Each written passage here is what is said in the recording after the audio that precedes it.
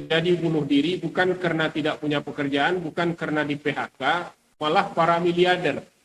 Mereka kehilangan meaning and purpose, makna dan tujuan hidup. Nah, kecerdasan inilah yang akan menemukan manusia menemukan makna dan tujuan hidupnya. Disinilah kalau kita lihat Allah berkata manusia itu sempurna dari 3 kecerdasan tadi. Ada kecerdasan spiritual, intelektual, dan juga kecerdasan emosi. Nah, inilah yang menjadikan manusia sebagai makhluk sempurna. Oke, itu tambahan jawaban dari saya terhadap pertanyaan tadi. Silahkan yang lain kalau ada yang ingin bertanya. Pak, ingin bertanya Pak, Silahkan. kalau misalnya kan ini kalau sekarang bulan Ramadan kan Pak, nah itu kan salat apa tuh salat isya kan Pak, nah itu langsung terawih, terus isyaknya di belakang nggak apa-apa atau gimana Pak? Sholat tarawih itu kalau sudah selesai sholat isya. Jadi kalau telat sholat isya dulu. Baru setelah itu tarawih. Soalnya pas kemarin malam itu telat pas sholat isyaknya, nah itu langsung terawih tuh nggak apa-apa tuh gimana Pak? Terus lanjut sholat isya di rumah gitu. Gimana? Kan sholat apa itu sholat isya, nah itu saya datangnya pas sholat terawih, nah itu sholat isyaknya di rumah nggak apa-apa Pak atau gimana Pak? Ya kalau di masjidnya orang sudah selesai sholat isya, mau sholat isya di rumah kemudian ke masjid ya silahkan, atau sholat ikut dengan imam yang sholat tarawih. Misalnya mereka tinggal dua rakaat atau 4 rakaat, 4 atau 3. Rakaat, empat Hah? rakaat, 4 rakaat 4. ya. Nanti ikut saja di rakaat yang kedua, kan imam baca salam di rakaat yang keempat, kemudian kita berdiri tambah 2 rakaat. Niat kita sholat isya. Berarti ketinggalan tarawih, ya tidak apa-apa.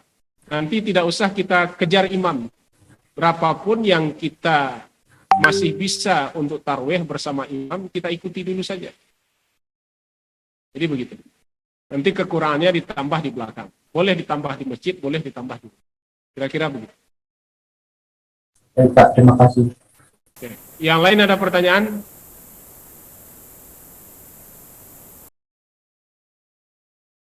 Oke. Jadi kalau kita lihat, tadi ada pernyataan bahwa Adam bukanlah manusia pertama. Siapa tadi itu? Ibrahim siapa namanya itu kan? Adam bukan manusia pertama. Menurut dia ada manusia sebelum Adam. Itu dia sumbernya dari mana itu? Lihat sumbernya nggak? Ya, lihat Pak. Sebentar. Uh, menurut Rahmat 191 dari buku, bentar Pak. Buku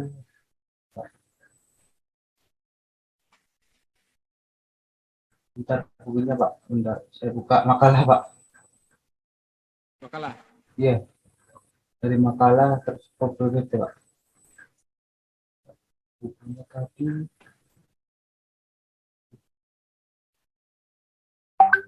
uh, Oke.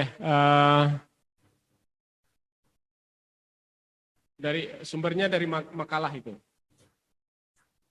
bukunya dari Ibrahim Makhlour 1993, Filsafat Islam, Metode dan Penerapan, bagian 1, Jakarta, PT Raja Gavindo Persada. Itu Pak, dari situ bukunya.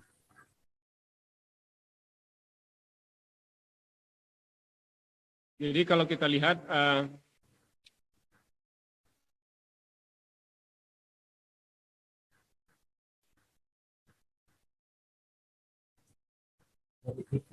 Ibrahim, bukan, Rahmat 191, hubungan antara manusia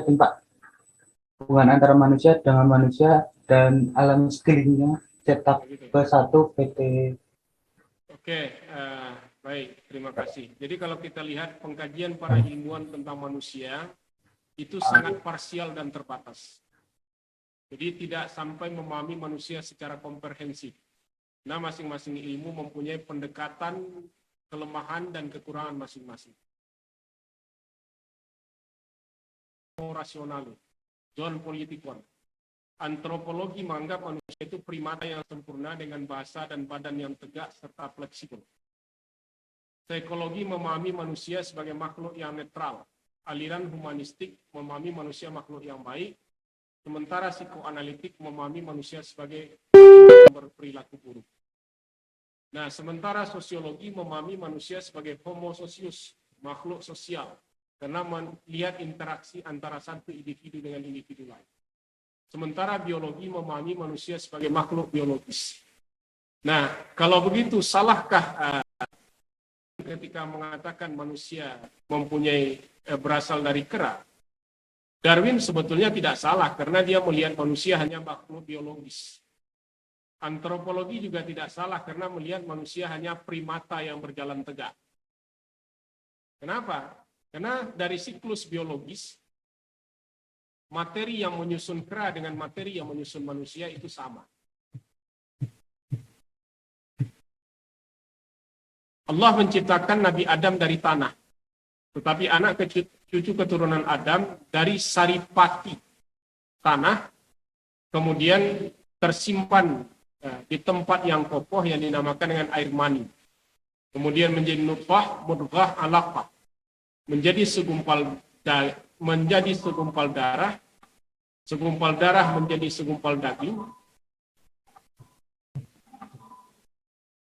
Bentar ya.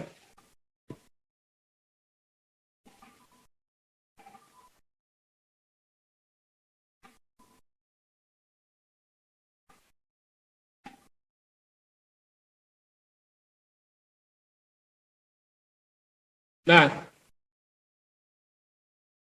jadi kalau kita lihat siklus dari kera, sama dengan siklus manusia. Kemudian terbentuk organ, jadilah dia makhluk yang seperti ini. Kera juga begitu. Karena Darwin hanya melihat siklus biologis, wajar kalau dia berkesimpulan manusia berasal dari kera. Tapi apa yang membedakan manusia dari kera? Allah mengatakan, wa nafaktu fihi mir ruhi. Setelah sempurna kejadiannya, aku meniupkan ruh ciptaan kita. Kita tidak pernah mendengar ruh kera. Sudah pernah dengar ruh sapi tidak? Hah? Ruh kambing gitu, nggak ada kan? Untuk sapi, nyawa. Nyawa itu yang dinamakan dengan chi, prana, atau al-hayat di dalam Al-Quran. Ruh itu hanya untuk makhluk-makhluk yang berakal. Nah, di dalam ruh ada qalbu, inti daripada ruh. Apa isna? Yang berasal dari tanah akan kembali ke tanah, yang berasal dari Allah akan kembali kepada Allah. Ruh itu tidak hancur dengan hancurnya fisik.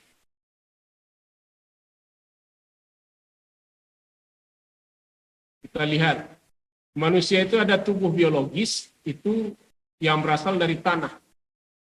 Tapi ada ruh yang tidak berasal dari tanah.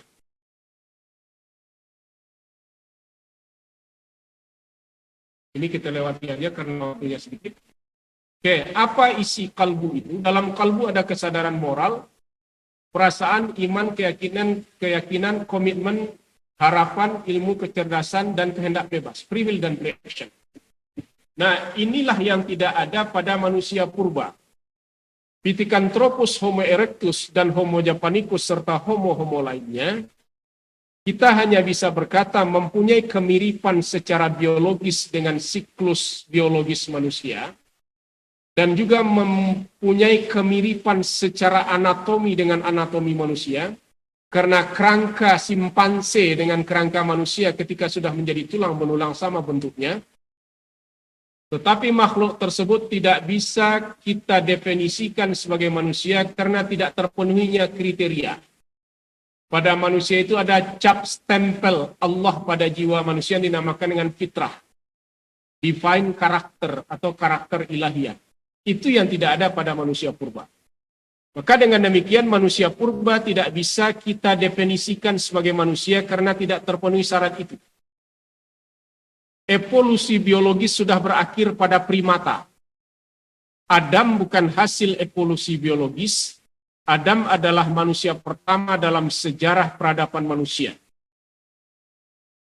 Nah, sementara di dalam sains sendiri, ada wilayah abu-abu yang tidak bisa dijawab oleh ilmu pengetahuan. Misalnya, ketika Darwin ditanya, jika manusia merupakan turunan satu spesies dengan kera, bagaimana dengan kera yang berbulu, simpanse yang berbulu, tiba-tiba melompat evolusinya menjadi manusia yang ganteng-ganteng dan cantik-cantik. Kata Darwin, missing link, ada mata rantai yang terputus. Jadi missing link ini adalah wilayah abu-abu yang tidak bisa dijawab dan dipecahkan oleh sains terkait tentang apa dan siapa manusia. Maka untuk itu, informasi yang berasal dari kitab suci dan wahyu itu jauh lebih memadai untuk menjelaskan tentang apa dan siapa manusia. Karena Allah yang menciptakan manusia, tentu informasi yang berasal dari Allah itu sangat memadai untuk menjadikan kita berlaku adil terhadap keimanan dan juga berlaku adil terhadap penemuan sains. Nah, kalau begitu, apa yang diupayakan oleh para ilmuwan baik antropologi maupun biologi, kita hanya bisa berkata, itu adalah upaya para ilmuwan dalam mencari jawaban tentang apa dan siapa manusia, akan tetapi kebenaran ilmu pengetahuan itu bersifat relatif dan temporer, sementara kebenaran wahyu itu bersifat mutlak dan absolut.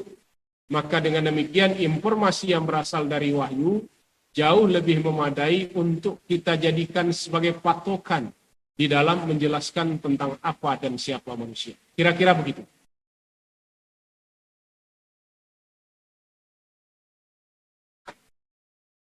Oke, tidak ada pertanyaan? Kalau tidak, kita berikan apresiasi untuk kelompok 1 atas presentasinya pada hari ini. Terima kasih atas kehadiran saudara pada hari ini. Sampai ketemu minggu depan. Minggu depan offline ya, yang di Jogja offline ya. Pak, saya masih COVID, Pak. Kesalahan masih COVID. Masih positif. Masih positif. Oh, isoman. Oh ya, kecuali yang isoman. Baiklah. Sudah ada suratnya, Pak.